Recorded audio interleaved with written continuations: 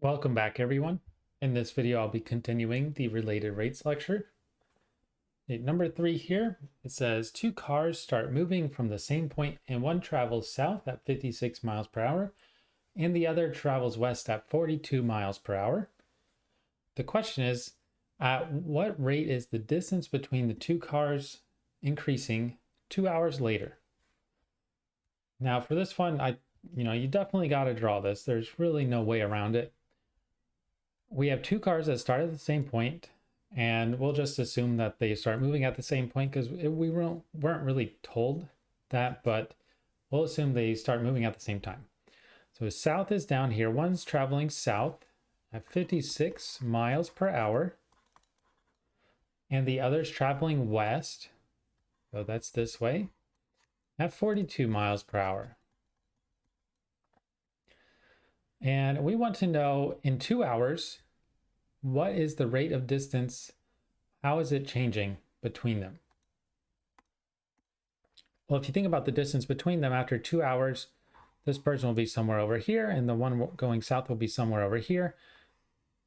And if we connect them with a straight line like this, so from this point straight to this point, that's the distance between them. This is going to be representing the distance between them. Well, we don't necessarily care about the distance itself. We want the rate of change of the distance. Now, this is kind of the new thing, but in a lot of these problems that don't have very obvious shapes worded in them like this, there's not really something that says circle or square or rectangle, anything like that. You're almost always going to get a right triangle, or at least a triangle of some sort. And the great thing about right triangles is you have a formula to relate all three of these sides. It's the Pythagorean theorem. And this is probably one of the most useful tools in this section, besides really, all the other volume and area formulas that I don't expect you to memorize, but you should have the Pythagorean theorem memorized. What I want to go ahead and do is just label all these sides right now. So let's say that side's x and the vertical side's y. I'll just call this side z. The distant side is z. Now, in terms of what we want to solve for, what we want is we want dz over dt, right? Hopefully that makes sense. This is representing the distance. We want the rate at which the distance is increasing in 2 hours, but for the main idea here, we want dz over dt. Well, one thing we can do is set up an equation with x, y, and z using the Pythagorean theorem, and then we can do the derivative. Well, the Pythagorean theorem would say here x squared plus y squared equals z squared. Right. Usually we use like a, b, and c, but the main thing about the Pythagorean theorem, which you should remember, is that you do the two sides that are touching the right angle, so this one x and y, you square them and add them together, and it equals the hypotenuse squared. So z squared, the side opposite of the right angle. Well, now with this equation, you want to do the derivative with respect to t of both sides. So we do d dt of x squared plus y squared equals d over dt of z squared. Right, and like with the rest, there's no t anywhere, so you're going to use the chain rule everywhere. The derivative of x squared, we would get 2x and then time dx over dt, because it's not t, plus the derivative of y squared would be 2y and then multiply by dy over dt equals, and then z is much the same. The derivative of c squared would be 2z, but because of the chain rule, we have to multiply by dz over dt. And now the main thing is what we want is right here. What we have to do is actually figure out everything else. What is x? What is dx over dt? What is y? What is dy over dt? And what is z? But once we do that, we can plug them all in. One thing that's pretty traditional with dealing with the Pythagorean theorem, when you do the derivative of it like this, is you get 2's everywhere. You can divide everything by 2 and just pretty much cancel all the 2's out, because we can divide everything by 2 here. Notice it's linked as a plus, so that's good. And it just makes it a little bit easier because you don't have those 2's hanging out. So we got x times dx over dt plus y times dy over dt equals z times dz over dt. Now, one thing I would say is for this one, we want dz over dt. You could divide by z and then figure out everything, but you'll notice that if we just figure out this part first and then divide by whatever z is, it's actually a lot easier. So let's go ahead and do that. How can we figure out everything? What is x? What is y? What is dx over dt? What is dy over dt? And then what is z? Well, in the problem directly, you are told the dx over dt and dy over dt. X we call this side, and the rate of change of this side x is 42. So dx over dt is 42. Similarly for y, dy over dt is 56. Now you don't have to worry about negative signs here. Might be something in a trig course you'd worry about, but the main thing is that we're traveling away at this speed, so we only care about the positive number, 42. All right, now what about x, y, and z? Well, x and y we can also get, but we have to use the fact that it's 2 hours later. Right? If the x car is traveling at 42 miles per hour, well, that means the length of x would be 2 times 42. And just hopefully that makes sense, but this is saying we go 42 miles per hour. And if we do that for 2 hours, we just do 42 times 2, and that's 84. Similarly for y, we're going 56 miles per hour. If we're going 56 miles per hour for 2 hours, you multiply it by 2 and you get 112. So x is 84 and y is 112. We've almost got everything. We just need z now. How do we get z? You use a color here. Well, we get z from the actual original Pythagorean theorem equation, because now we know x and y, we can plug it in to get z. So to get z, we're actually going to have to, I'll put a colon here to say we're using z squared equals x squared plus y squared. X is 84, so this would be 84 squared, plus y is 112, so 112 squared. Pretty big number. Definitely don't know this off the top of my head, so let's go ahead and just use a calculator. I'm going to go ahead and just do that whole thing. So what is 84 squared plus 112 squared? Well, it's 19,600. Let me go ahead and write that down real quick, which is z squared. And that means we want to do the square root of it to get z. So what is the square root of 19,600? Actually, don't know if we've done square roots much with Wolfram Alpha, but if you want to do square root, you just do SQRT, then put in the number. You could also remember that it's the number raised to the 1/2. You could do 19,600 raised to the 1/2 as well, but you get 140. They actually gave us very nice numbers to work out because z came out perfectly, 240. Now it seems like we've done a lot of work, and we have, but now that we figured out the 5 things in our equation besides dz over dt, x, y, dx over dt, dy over dt, and z, you can solve them. Solve for dz over dt now. All right, x was 84 multiplied by dx over dt, which is 42, plus y, 112, times dy over dt, 56, equals z, 140, times dz over dt. Well, that's what we're trying to figure out. So let's go ahead and just leave it like that. Now what I'm going to go ahead and do is figure out the entire left side in here. So we got 84 times 42 plus 112 times 56. Now that's the entire left side. If you just kind of look at our equation, what would we do to solve for dz over dt? We would divide by 140. And you actually get dz over dt is 70. So dz over dt, the rate at which the distance between them is growing is 70. And what's the units here? Well, our distance is miles per hour, the rate.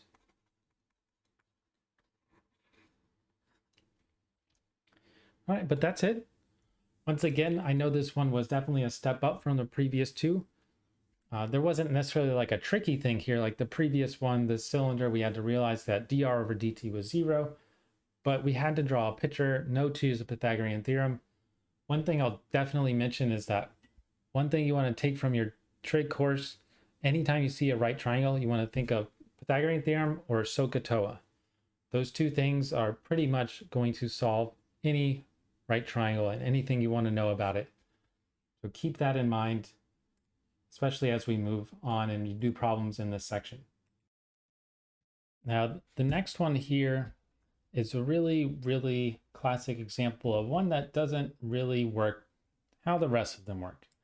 What I mean by that is, what we're going to use here, when we draw the picture, we're going to see another right triangle, but Pythagorean's theorem will not help us.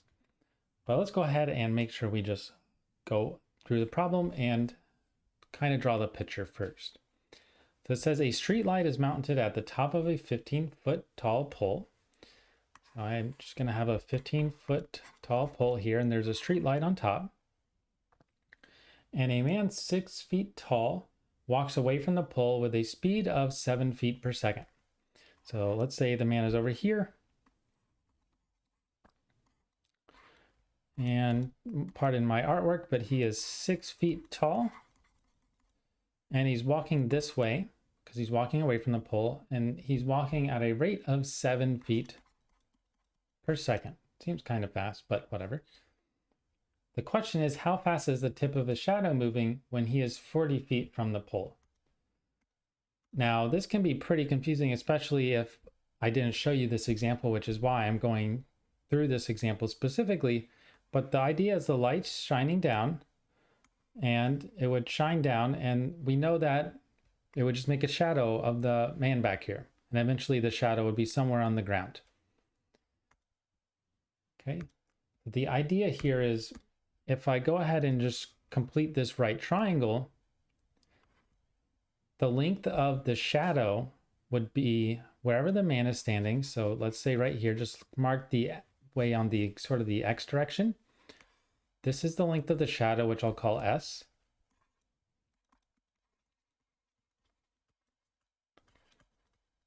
But at this point, I really don't know what else to do. So let's keep reading. How fast is the tip of his shadow moving when he is 40 feet from the 40 feet from the pole? All right, well, this is the really confusing thing. And I remember when I took Calculus 1, it was the confusing thing to me too, is if you're thinking about rates, it's very natural to think, oh, I want ds over dt. Before you set up anything at all, you would probably think you want ds over dt. Well, the problem is his shadow, also, it matters how far away he is from the light. So this length I'll call x, the distance between the bottom of the light and the man, the horizontal distance. Really what we're looking at is this entire side, the derivative of this entire side. So really what we want here is we actually want d over dt of x plus s. If we did just the s part, we would be seeing the rate at which the length of his shadow is moving or changing, really growing or shrinking. Not sure, which one would it be? It would probably be growing because he's getting further away from the light. But if we were asked for the tip, the tip is out here of the shadow. So we're asking basically for this entire length is representing the tip of the shadow, how far away it is from the light. And we want to know, how is this point moving? And that's just a function of the entire side length. So we want d over dt of x plus s. That's what we want. Now, the reason in this picture why the Pythagorean theorem does not help at all is because we're not really told enough information to use it. The reason we're not told enough information to use it is basically because if you read the question, we know this vertical height is 15. We know that x, we're going to want to solve for it when it's 40 because we want to know how fast is the tip of his shadow moving when he's 40 feet away. But that's it. And think about what we had to know last time in the last problem. We knew y, we knew the entirety of the other side, we knew their derivatives each, so we knew the derivative of this entire thing, which is actually what we're solving for. We knew the derivative of this side, but we could use the fact that we knew the entirety of the lengths of both legs to figure out the hypotenuse. And that's something we cannot do here. We only will know x, we don't know s. So the question becomes, how do you do this at all? Well, the tricky thing here is you use something called similar triangles. And similar triangles pretty much states the following. Notice that if I draw the big triangle out, this side is 15 and the bottom side is x plus s. And I can also form a triangle if I think of the vertical side over here being the height of the man. So I have a smaller right triangle where the bottom length is s, the vertical length is 6. So I can kind of like dash it in just so you can see this triangle right here. This would be 6. Now, because they're in the same right triangle, like one is embedded inside the other, you can use similar triangles. And the way you set up a similar triangles equation is pretty much this. You pick your favorite side length. Let's say I like this vertical side 15. Well, I divide it by the corresponding side on the other one, which is 6, the vertical length. And that equals, I take the other length of the one that I chose. Since I chose 15, I want to make it equals another fraction. The top of the fraction is going to be x plus s over the bottom fraction, which would be the other side s. So just pay attention to what I did here in case you have to set up your own equation, is that I did this side divided by this side equals this side divided by this side. Now, if you're not too familiar with similar triangles, you can look them up. It basically amounts to all the angles in a similar triangle are the same, which means that when you compare the sides, they are in proportion. It may have been easier to describe if this was 12 because 12 is double 6. So this side would be double this side. But anyway, we set up our equation there. Now what I want to do is I want to solve for, let's say we want to solve for s. And it'll be easier to explain after we get s. But let's say we want to solve for s.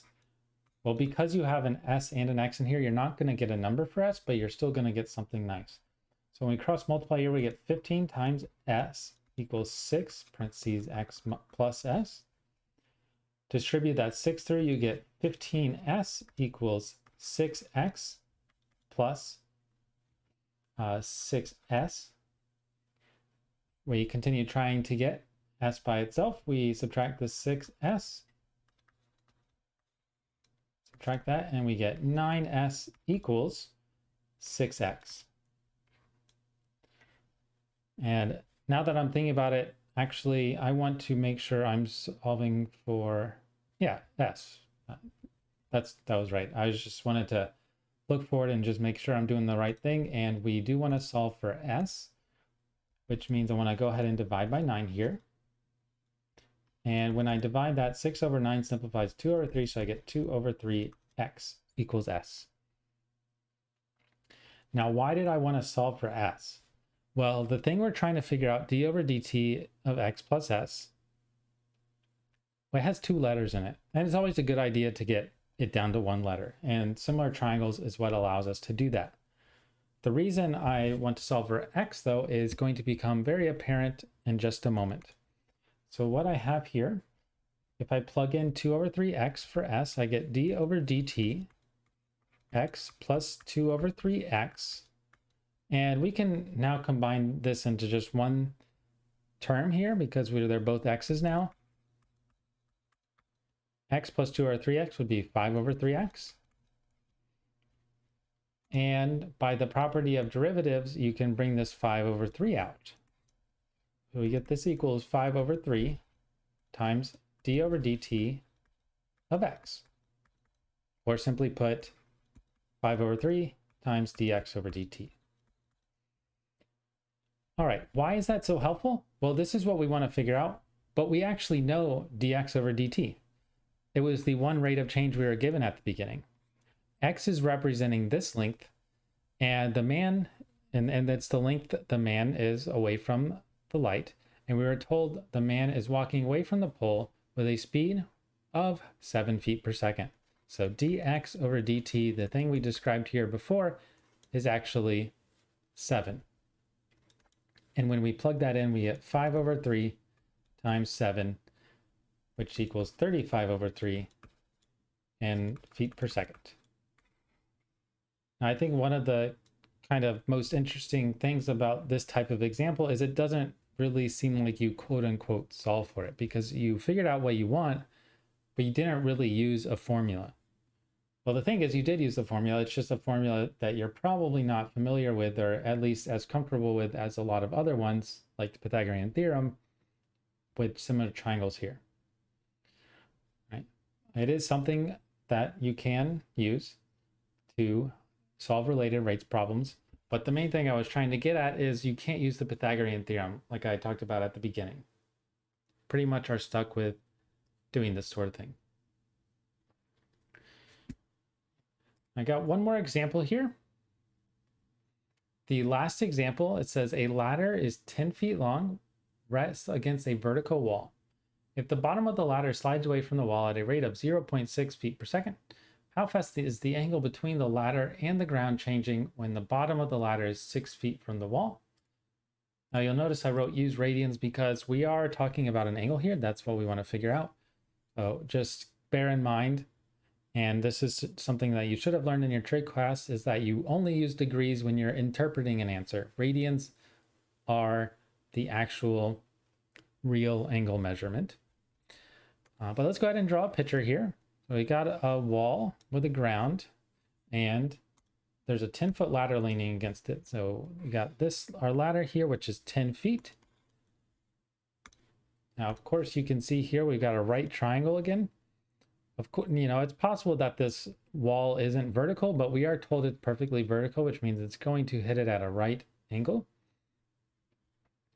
And the thing is, what are you trying to figure out? Well, we want to know how fast is the angle between the ladder and ground changing. Well, if this is the ladder and this is the ground, and this is the angle between it, what do we want? We want d theta over dt. Okay. Now I can go ahead and just write in this 10 foot. This side is the ladder. This is the wall. This is the ground. Just sort of do as much as possible here. And what do we know? Well, we know one other quantity at this point. It says if the bottom of the ladder slides away from the wall at a rate of 0.6 feet per second, so that's this side, and it starts sliding away. It just slips or something, but we have d over dt. Don't have a letter for this side yet. Let's call it x of x, or dx over dt for simple writing, is 0.6. So we know that, and we want d theta over dt. Well, how are we going to figure this out? This is an example where, especially because you're using an angle, you don't want to think of the Pythagorean theorem with the right triangle. You want to think of SOHCAHTOA. And we are told one extra thing. We are told that the ladder is, we want to do this when the bottom of the ladder is 6 feet from the wall. So we want to do this when x equals 6. All right, now think about trig. Go back to SOHCAHTOA. What are we going to use here? Well, the side that we're interested in, the side that everything is revolving around, is the adjacent side, and we also know the length of the ladder. The adjacent side in the ladder, that's adjacent and hypotenuse. So we want to set the equation with SOHCAHTOA, and that uses cosine. Adjacent over hypotenuse is cosine. But the way my equation is going to look, I'm not going to put in any numbers yet. Maybe I'll call the ladder side z. I have cosine of theta equals adjacent, I called that x, over hypotenuse, I called that z. Okay. Now, as this stands, we have to do the derivative of both sides, and you might be looking at this and thinking, I don't want to do, the quotient rule here. And I totally understand that. I wouldn't want to do that either.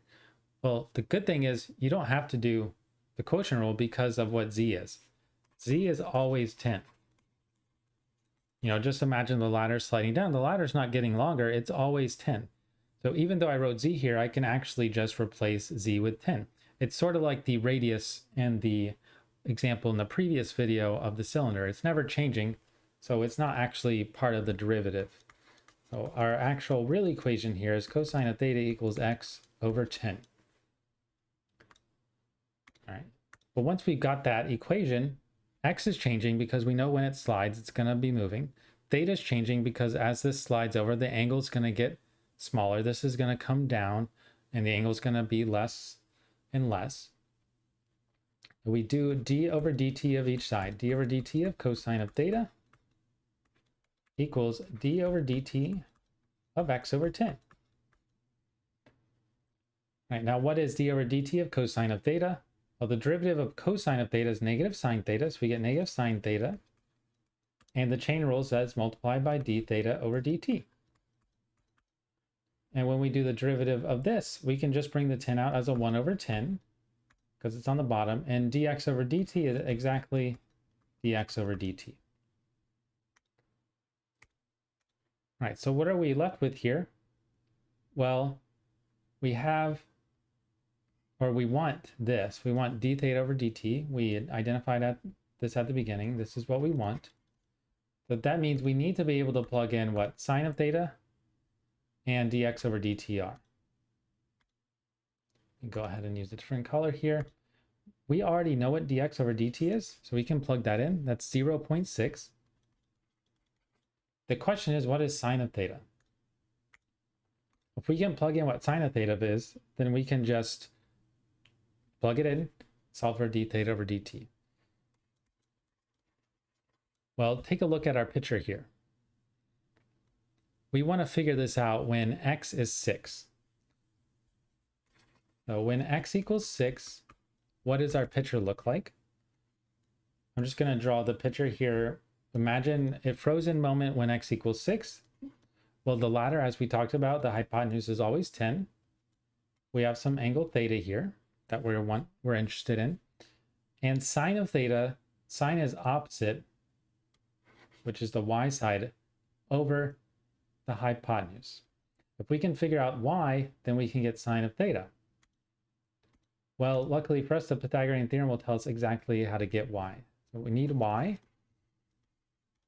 Luckily for us, like I said, we can just do the Pythagorean theorem. We have x squared, which is 6 squared, plus y squared equals the hypotenuse, 10 squared. 6 squared is 36, plus y squared equals 100. Subtract the 36 from each side, we get y squared equals 64. And what is y? We do the square root of 64, and that is 8. Okay, and keep in mind, once again, when you do the square root, you don't have to worry about negative because we're talking about a physical length here. Y must be 8. And this is telling us now, if we look at the picture, because we know this side, sine of theta equals opposite 8 over hypotenuse 10, which simplifies to 4 over 5. So we plug this in, we'll get our d theta over dt. Let's go ahead and do that.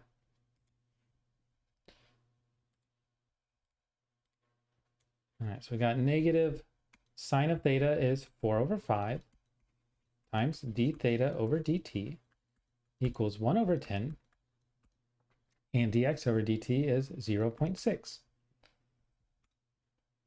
Now, you only have to do one thing here. You can get the d theta over dt by itself by multiplying by the reciprocal here, so negative 5 over 4. Multiplied by that on each side. Negatives will go away. 5s and 4s, everything goes away. And we finally get d theta over dt. Now I'm just going to go ahead and put all those numbers in the calculator, see what happens. The nice thing is that the only decimal we have here, 0.6, is pretty easy to work with. So we should be able to get a nice simplified fraction.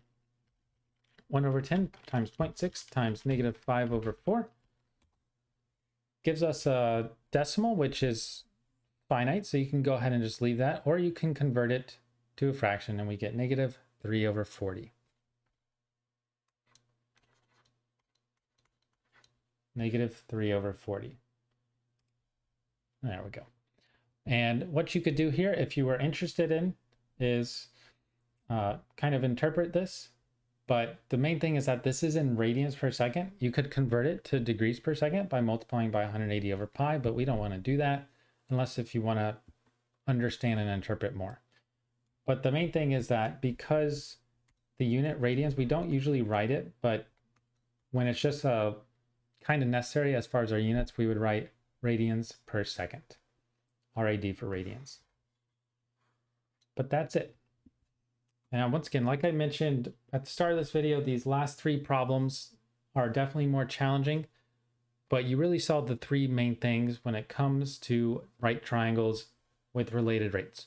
The main 2 are definitely SOHCAHTOA and Pythagorean theorem, but similar triangles can pop up. It's a pretty rare example, and oftentimes it feels unsatisfactory at the end because it doesn't feel like you've done much. At least that's the way I feel. But I always feel like with triangles, I should have to use Pythagorean theorem or something. But anyway, that is related rates in a nutshell, and I'll see you in the next video.